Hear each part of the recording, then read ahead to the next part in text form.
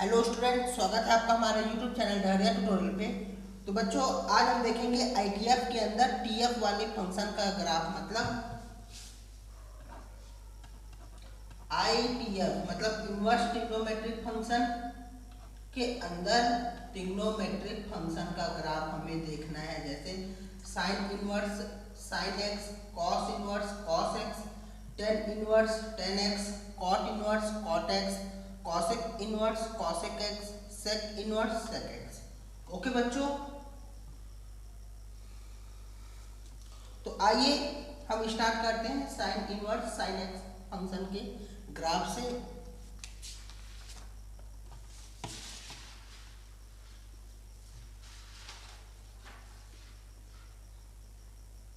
Sign inverse sine x मतलब y equal to sine inverse sine x. Okay बच्चों, तो sine inverse को left hand side लेके आएंगे तो ये हो जाएगा sine y equal to sine x. Okay, तो y इक्वल टू हो जाएगा n पाई प्लस माइनस 1 की पावर n x। ओके, तो अब हम यहाँ देखेंगे n इक्वल टू हम रखते हैं 0 तो y equal to x. Okay, अगर हम रखते हैं n इक्वल टू 1 तो y इक्वल टू क्या हो जाएगा pi minus x. n equal to हम रखते हैं -1 तो ये हो जाएगा y equal to minus pi minus x. Okay, n equal to हम रखते हैं 2 तो y हो जाएगा 2 पाई प्लस एक्स। ओके, ऐसे रखते जाएंगे और जो ये बन रहा है y equal to x, y equal to pi minus x, y equal to minus pi minus x, y equal to 2 pi plus x, इसका ग्राफ हमें ड्रॉ करना है और सभी को मिला देंगे तो हमारा ग्राफ बन जाएगा जो कि होगा sign inverse sine inverse x का। ओके, तो आइए इसके ग्राफ को देखते हैं।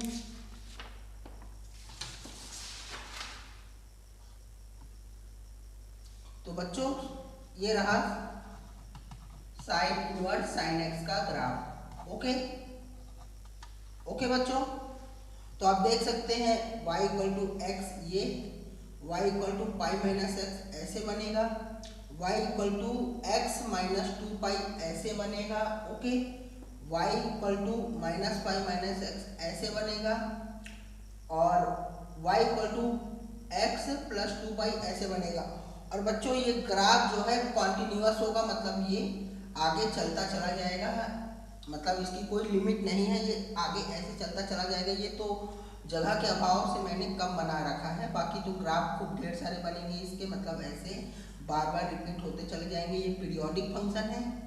ओके, आप देखिए 0 से 2 पाई, अगर इतने ग्राफ को हम उठाएं, केवल इतने ग्राफ को, कितने को 0 से 2 पाई को, और इसी को उठा के अगर हम आगे शिफ्ट कर देंगे तो हम लोग का ग्राफ रिपीट होता चला जाएगा, मतलब सेम ऐसे ही बनेगा। ओके बच्चों, तो ये पीरियोडिक फंक्शन है, कॉन्टिन्यूअस भी है। अगर कॉन्टिन्यूअस है तो ये डिफरेंशिएशन भी है, मतलब डिफरेंशिएशन इसका करना पॉसिबल है, डिफरेंशिएबल फंक्शन है। ओके बच्चों, ओके, तो आइए देखते हैं इसकी प्रॉपर्टीज को। प्रॉपर्टी, सबसे पहला प्रॉपर्टी आता है जो कि हम हर बार आपको बताते हैं, जो कि है डोमेन। डोमेन इसका R होगा, क्यों? क्योंकि ये एक्स एक्सिस को, जो ग्राफ है एक्स एक्सिस को पूरा का पूरा कवर कर रहा है। देख सकते हैं आप, पूरा का पूरा एक्स एक्सिस को ये कवर करेगा। ओके बच्चों, एक्स एक्सिस को पूरा कवर करेगा और जो इसका रेंज हो जाएगा -π/2 से +π/2 तक। ओके, तो इसका रेंज हो जाएगा -π/2 से π/2 तक। ओके बच्चों, कॉन्टिन्यूअस फंक्शन है और मैं आपको हर बार बताता हूँ कॉन्टिन्यूअस है, लेकिन अपने डोमेन के अंदर कॉन्टिन्यूअस है। डोमेन के बाहर अगर मैं पूछूं तो ये कॉन्टिन्यूअस नहीं है, लेकिन ये कॉन्टिन्यूअस हर जगह है क्योंकि इसका डोमेन R है। ओके बच्चों, आर मतलब रियल, आर रियल नंबर मतलब सभी रियल नंबर को कवर कर रहा है। डिफरेंशियबिलिटी भी है, डिफरेंशिएबल है। अगर कोई फंक्शन कॉन्टिन्यूअस है तब वो डिफरेंशिएशन करना मतलब उसका पॉसिबल रहेगा, अगर वो कॉन्टिन्यूअस है तब। पीरियोडिक फंक्शन है, पीरियड कितना है, t equal to 2 pi. Okay, तो आइए अब हम बात करते हैं कॉस इनवर्स कॉस एक्स का ग्राफ कैसे बनेगा और इसकी क्या क्या प्रॉपर्टीज हैं। ओके,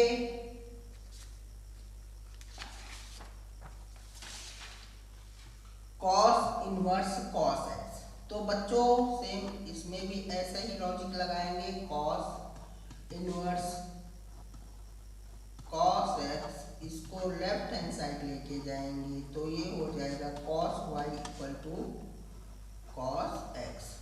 तो y equal to 2n pi plus minus x. Okay बच्चों, और ये आपको जो मैं ये सब करवा रहा हूँ ये आपको तब मिलेगा जब आप पढ़ेंगे ट्रिग्नोमेट्रिक इक्वेशन जो कि क्लास 11th में है।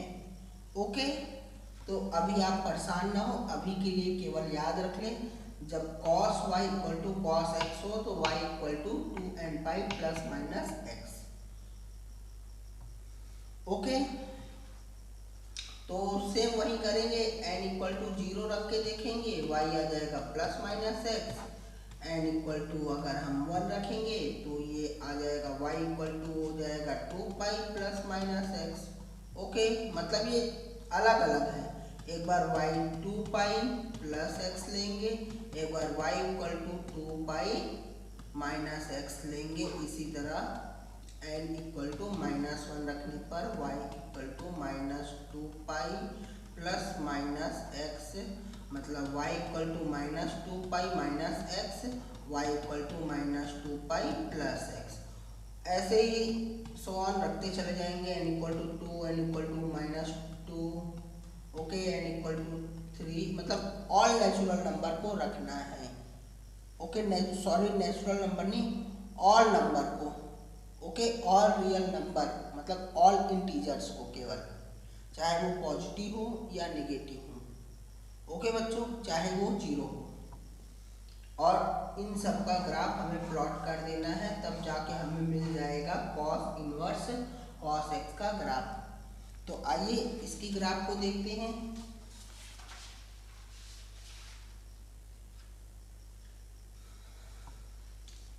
तो इसका ग्राफ भी सेम उसी तरह बनेगा। ओके बच्चों, बस उसमें जो नीचे एक पोर्शन नीचे भी जा रहा था वो नहीं जाएगा, इसमें केवल ऐसे एक एक तंबू बनेंगे, मतलब देख रहे हैं ना 1 2।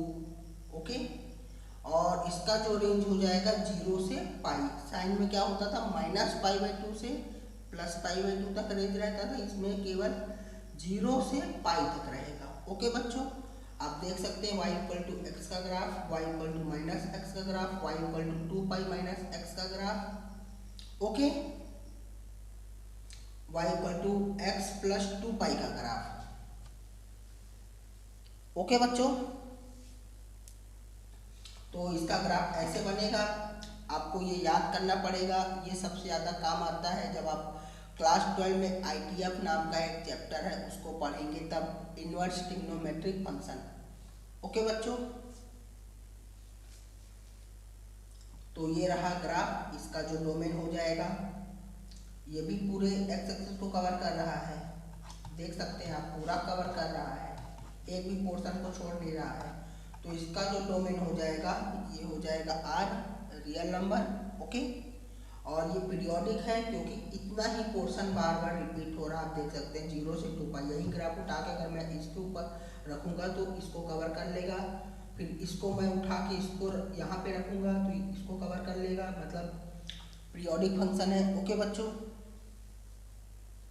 ओके, और इसमें सबसे ज़्यादा इम्पोर्टेंट बात, सबसे ज़्यादा इम्पोर्टेंट बात, आइए मैं आपको समझाता हूँ। अगर मैं पूछूँ कॉस इनवर्स कॉस 3 की वैल्यू बताएं तो आप क्या बोलेंगे? कॉस से कॉस कट गया, 3 आंसर होगा?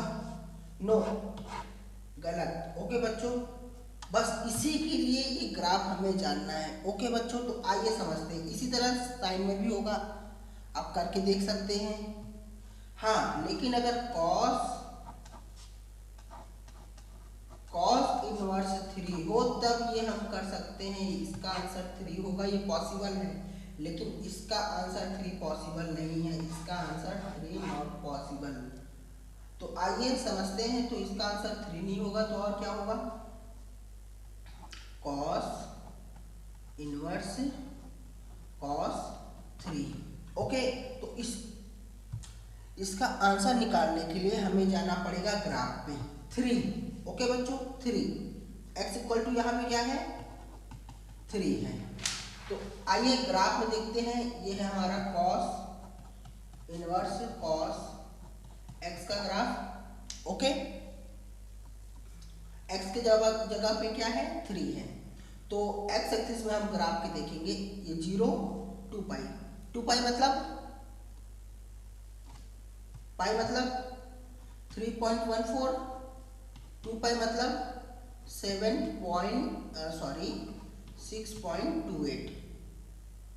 ओके बच्चों, 6.28। और यहाँ बीचों बीच आएगा पाई, ओनली पाई। ओके, पाई की वैल्यू क्या होती है? पाई की वैल्यू होती है 3.14। मतलब हम लोग का 3 कहाँ पे आएगा? यहाँ पे आएगा। ओके बच्चों, मतलब 3 हम लोग का यहाँ पे आएगा। ये किसको टच कर रहा है? y बराबर x को, मतलब इसका डायरेक्ट आंसर y बराबर 3 लिख सकते हैं, लेकिन बिना ग्राफ देखे नहीं लिखेंगे, क्योंकि और अगर 3 की जगह 5 दिया हो तो आप फंस जाएंगे। तो आइए देखते हैं हम कैसे आप फंस जाएंगे। ओके बच्चों, सपोज अगर आपको दिया हो कॉस इनवर्स कॉस 5। ओके बच्चों, तो अब 5 के लिए क्या करेंगे? आप यहाँ ग्राफ पे आएंगे। 5 कहाँ पे है? 5 आपका यहाँ पाई है। ओके, पाई की वैल्यू 3.14, 2 पाई की वैल्यू 6.28। ओके बच्चों, तो आपका 5 कहाँ आएगा? पाई और 2 पाई के बीच में, मतलब यहाँ पे। और इसको ऊपर ले जाके देखेंगे तो ये किसको टच कर रहा है? y बराबर 2 पाई माइनस एक्स, और x के जगह पे क्या है? 5 है। ओके, तो हम लोग इसका आंसर लिखेंगे y equal to 2 pi minus 5। ये सही रहेगा, ना कि y इक्वल टू डायरेक्ट 5 लिखेंगे। तो आप समझ सकते हैं बच्चों ग्राफ का कितना यूजेस है। ओके, कितना यूज है इसका, और आगे चल के आपको आईटीएम में इसका बहुत ज़्यादा यूज होना है बच्चों। तो इसलिए इसको एकदम रट ले। ओके बच्चों, और अगर आप ग्राफ रटेंगे तो आपका कैलकुलस का जो प्रॉब्लम रहेगा क्लास 12 में, वो भी आपका आराम से सॉल्व हो जाएगा। ओके, तो आइए अब हम देखते हैं इसकी प्रॉपर्टीज को।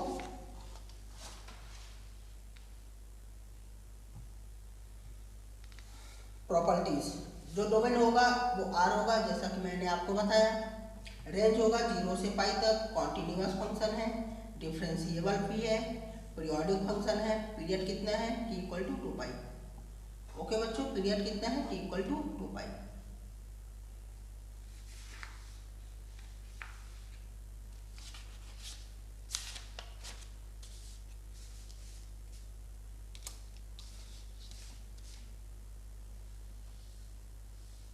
ओके बच्चों, तो आइए अब हम देखते हैं tan इनवर्स tan x को। y equal to tan inverse tan x को। ओके, तो tan y equal to tan x। Okay, तो y इक्वल टू हो जाएगा n पाई प्लस x। अब n के जगह हम वही सेम प्रोसेस करेंगे 0, तो y equal to x, n की जगह 1 तो y equal to pi plus x, n की जगह रखेंगे -1 तो y equal to minus pi plus x। Okay, आप समझने पे ध्यान दीजिएगा बच्चों, राइटिंग पे ध्यान न दीजिएगा। ओके, क्योंकि आपको समझना जरूरी है। ओके बच्चों, और अगर आपको मेरे राइटिंग पे या कुछ लिखावट आपको समझ में ना आए तो आप कमेंट बॉक्स में ज़रूर बताएं, ताकि मैं आपको और अच्छे से बताने का प्रयास करूं, या आपको इसका पूरा PDF डिस्क्रिप्शन में देने का प्रयास करूं। ओके, n इक्वल टू 2 रखेंगे तो y equal to 2 pi plus x. Okay बच्चों, तो आइए अब इसके ग्राफ को देखते हैं। और ग्राफ क्या देखना है, यहाँ पे y इक्वल टू एक्स का ग्राफ बनाया है, उसी में y equal to pi plus x का बनाया है, उसी में y equal to minus pi plus x का बनाया है, इसी में y equal to 2 pi plus x का बनाया है। ऐसे 3 रखे, इनकी वैल्यू 4 रखे और बनाते चले ग्राफ। तो ज़्यादा नहीं, आपको केवल n की वैल्यू 0 से 3 तक रखें और उसका ग्राफ बनाए और उसको याद कर ले, उतने में आपका काम हो जाएगा। ओके बच्चों, तो आइए ग्राफ को देखते हैं। ये रहा tan इनवर्स tan x का ग्राफ। ओके ओके बच्चों, तो y इक्वल टू एक्स का ग्राफ ये हो गया। और खास बात इसमें ये ध्यान रखना है बच्चों, यहाँ पे मैंने रेड कलर से होल बना रखा है। होल क्यों बनाया है, क्योंकि y इक्वल टू एक्स का ग्राफ ऐसे बनेगा और इसका जो रेंज रहेगा -π/2 से +π/2, लेकिन ये π/2 को टच नहीं करेगा, केवल मतलब उसमें लाई नहीं करेगा, मतलब उसको छू नहीं रहा, मतलब ऐसा हम लोग को महसूस बस हो रहा है कि वो छू रहा है, लेकिन छुएगा नहीं। ओके बच्चों, ओके, इसलिए मैंने यहाँ पे होल किया है, कहीं पे भी y इक्वल टू ±π/2 को टच नहीं करेगा। ओके बच्चों, और ये हो गया y equal to x minus pi, y equal to x minus 2 pi. Okay, तो इसमें भी सेम ऐसे ही कर सकते हैं, जैसे tan इनवर्स tan 5 की वैल्यू आपसे पूछे तो 5 आपका आएगा यहाँ पे, और यहाँ पे ऐसे यहाँ पे आएगा 5, क्योंकि पाई की वैल्यू होती है 3.14, 2 पाई की वैल्यू होगी 6.28, तो 5 यहाँ पे आएगा हम लोग का। और इसको ऊपर ले जाकर देखेंगे तो ये किसको टच कर रहा है, y equal to x minus pi को, तो y इक्वल टू क्या हो जाएगा, x क्या है यहाँ पे 5, तो 5 माइनस पाई ये वैल्यू हो जाएगी। ऐसे ही साइन में भी करना है। ओके बच्चों, तो इसका ग्राफ आप देख सकते हैं, कॉन्टिन्यूअस भी है। ओके ओके बच्चों, ओके, आइए इसकी प्रॉपर्टीज को देखते हैं। प्रॉपर्टी डोमेन,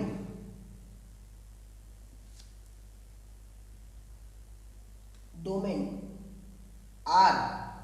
ओके बच्चों, और किसको छोड़ के, ऑड 2n+1 या 2n-1, इसको कौन सा नंबर बोला जाएगा, ऑड नंबर। ओके बच्चों, और where n equal to natural number. Okay, natural मतलब केवल पॉजिटिव इंटीजर।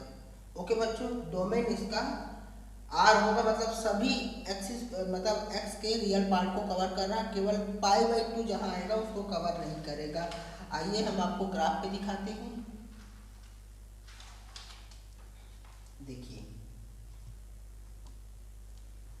ये π/2, और जब ये यहाँ पे आएगा तो जो इसकी वैल्यू होगी यहाँ भी π/2 होगा, और ये यहाँ पे आएगा, लेकिन ये आएगा नहीं। क्यों नहीं आएगा, क्योंकि यहाँ पे तो ग्राफ ही नहीं है बाबा हम लोग का, तो आएगा कहाँ से, जैसे यहाँ पे भी आएगा नहीं। ओके, यहाँ पे ग्राफ ही हम लोग का कहाँ कवर कर रहा है, क्योंकि यहाँ पे अगर ग्राफ हम लोग का बना रहता तब न जाके इस वाले पॉइंट को कवर करता।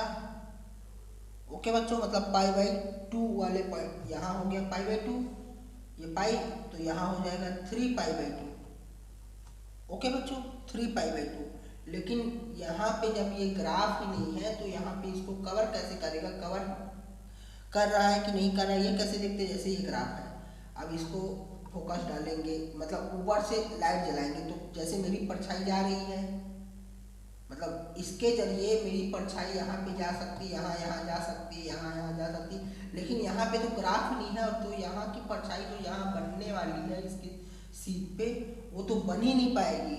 ओके, तो इसलिए इसका जो डोमेन होगा सभी जगह होगा, एक्स के तो सभी जगह होंगे, लेकिन केवल किसको छोड़ के, ऑड पाई बाई 2 को छोड़कर। ओके बच्चों, जहाँ पाई बाई 2 आया वहाँ उसका डोमेन लाई नहीं करेगा। रेंज की बात करें तो -π/2 से π/2 तक, और π/2 और -π/2 पे नहीं है, इसलिए ओपन ब्रैकेट मतलब इसके बीच की वैल्यू होंगी केवल -π/2 और π/2 नहीं होंगी, और इसके बीच में जितनी भी वैल्यू आएगी सभी होंगी। कॉन्टिन्यूअस फंक्शन है जैसा कि आपने देखा, और कॉन्टिन्यूअस केवल अपने डोमेन में है। ओके बच्चों, डोमेन में मैं इसलिए बार बार बोलता हूँ, अगर मैं आपसे पूछूं tan इनवर्स tan x क्या π/2 पे कॉन्टिन्यूअस है? कॉन्टिन्यूअस नहीं है, क्योंकि π/2 पे तो ग्राफ बन ही नहीं सकता है, क्योंकि π/2 पे इसका डोमेन लाई ही नहीं कर रहा, मतलब π/2 पे इसका ग्राफ बनेगा ही नहीं। ओके बच्चों, समझ सकते हैं आप? तो कॉन्टिन्यूअस है लेकिन अपने डोमेन में है, डिफरेंशिएबल भी होगा, और कहाँ कहाँ डिफरेंशिएबल होगा, सभी जगह होगा, केवल π/2 को छोड़ के, क्योंकि अगर π/2 आ जाएगा तो फंक्शन डिसकॉन्टिन्यूटी हो जाएगी, अगर डिसकॉन्टिन्यूटी हो जाएगी तो वो कॉन्टिन्यूअस नहीं होगा। ओके बच्चों, अगर कॉन्टिन्यूअस नहीं होगा तो डिफरेंशिएबल भी नहीं होगा। ओके, पीरियोडिक फंक्शन है, पीरियड कितना है, t=π। ओके, t=π, 0 से π तक।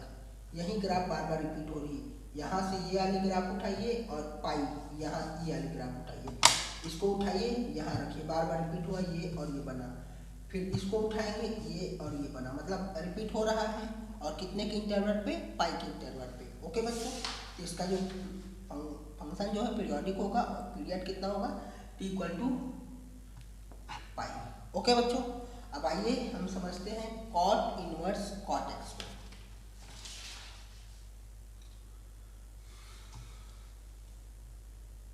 Cot inverse cot x, y = cot inverse cot x, तो ये कॉट y = कॉट x। अब हम तो केवल फॉर्मूला जानते हैं साइन, कॉस और टेन के लिए, तो कॉट में कैसे करें भाई?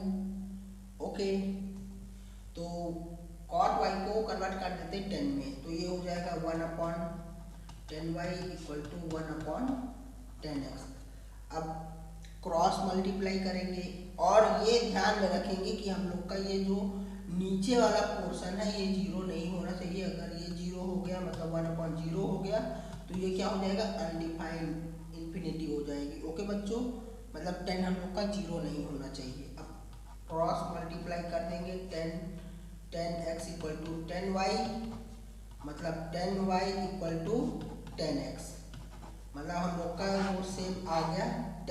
ये कैसा आ गया, tan इनवर्स tan x जैसा, मतलब इस कॉट इनवर्स कॉट x का ग्राफ भी वैसा बनेगा जैसा tan इनवर्स tan x का बनता है। बस हमें ध्यान में ये रखना है कि tan 0 नहीं होना चाहिए, और tan 0 कब कब होता है, n पाई पे होता है।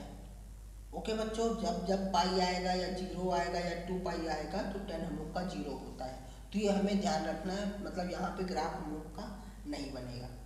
तो आइए ग्राफ को देखते हैं इस पे।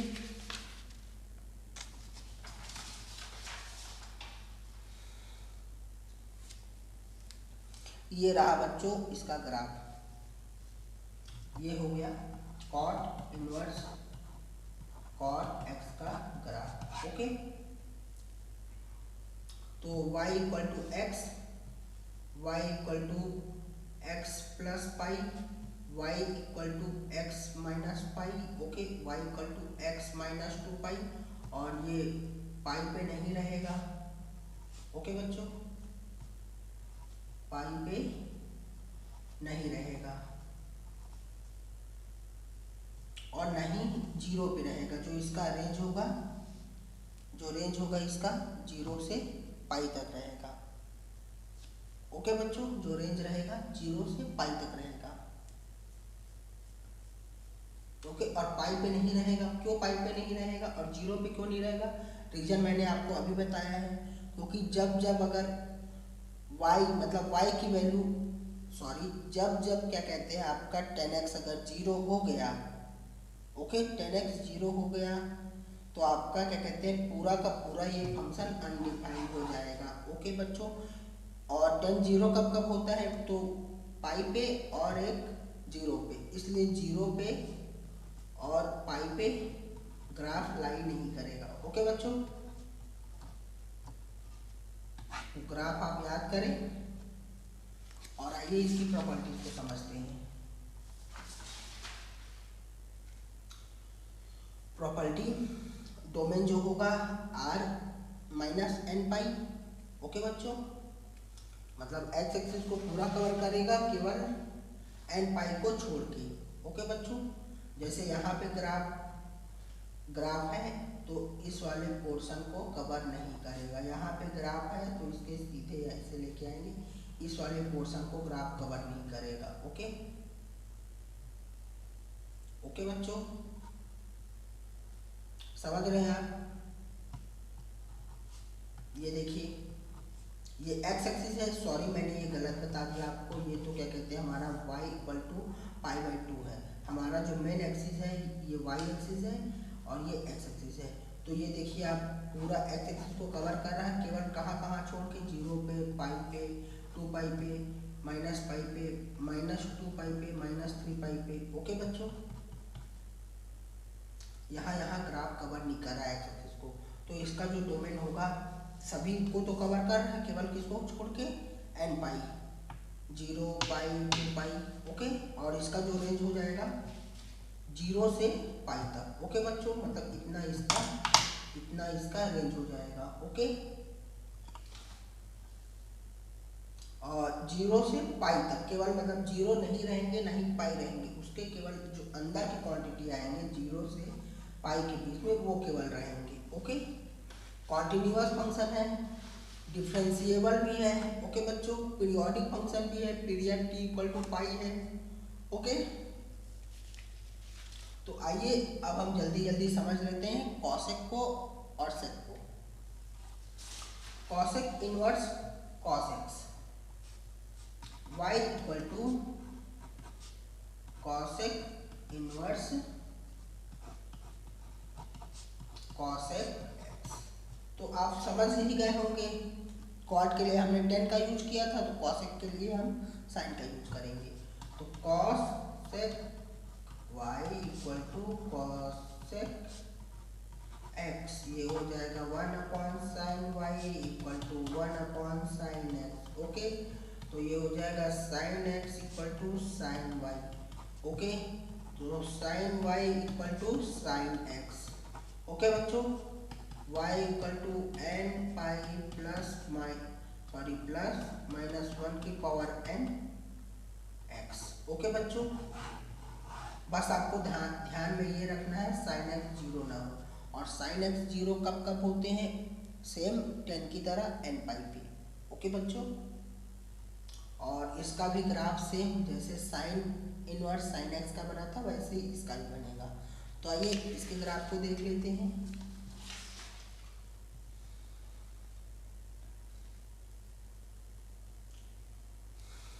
तो इसका ग्राफ भी सेम साइन जैसे बनेगा, जैसा कि मैंने आपको बताया, साइन जैसे नहीं, साइन इनवर्स साइन एक्स जैसा।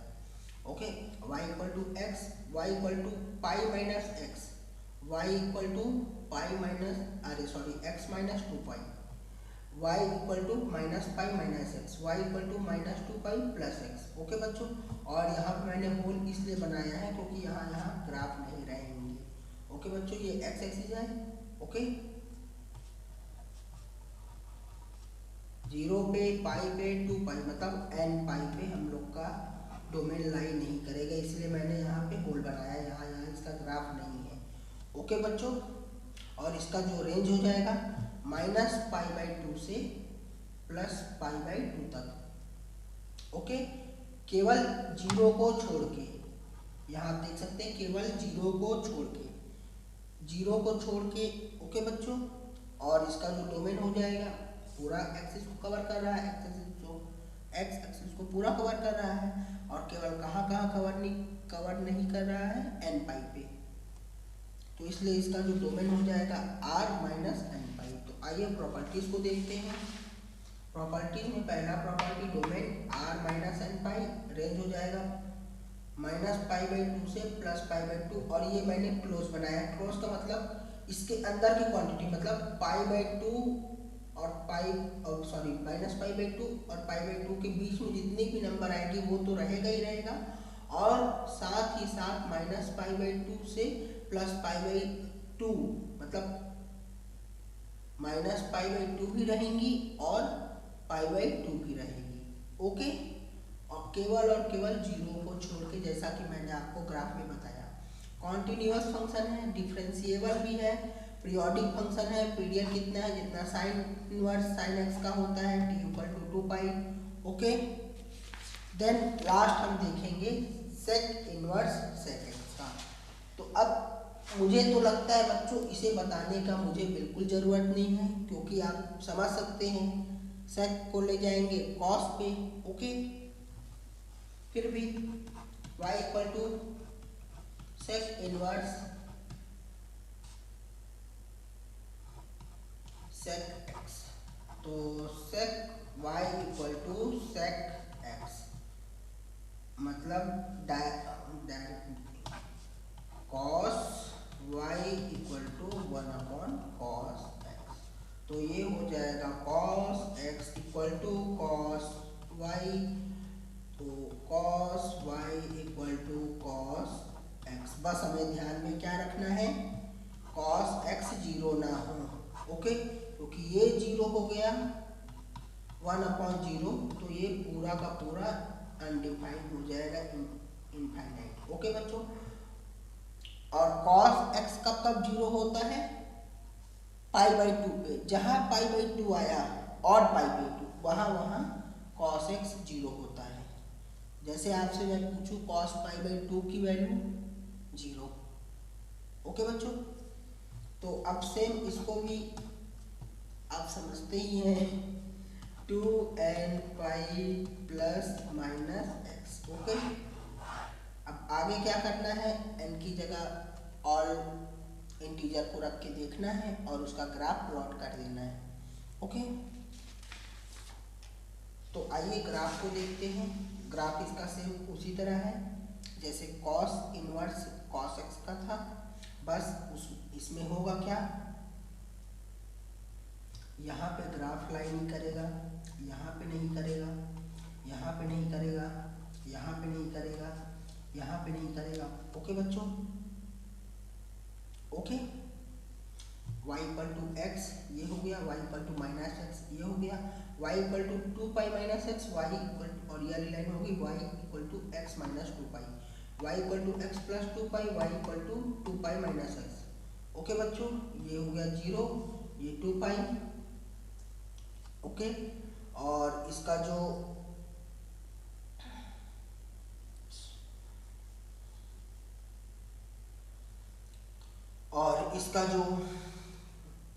जो डोमेन हो जाएगा ये r होगा, केवल किसको छोड़ के, π/2 को छोड़ के। ओके बच्चों, किसको छोड़ के, π/2 पे छोड़ के, क्योंकि ये वाली वैल्यू कितनी होगी, π/2।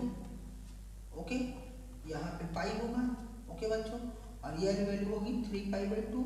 ओके, मतलब ये यहाँ पे π/2, यहाँ पाई और यहाँ 3π/2। तो आप यहाँ पे वैल्यू पुट कर ही सकते हैं। यहाँ होगा -π/2, यहाँ होगा -3π/2, यहाँ होगा -5π/2।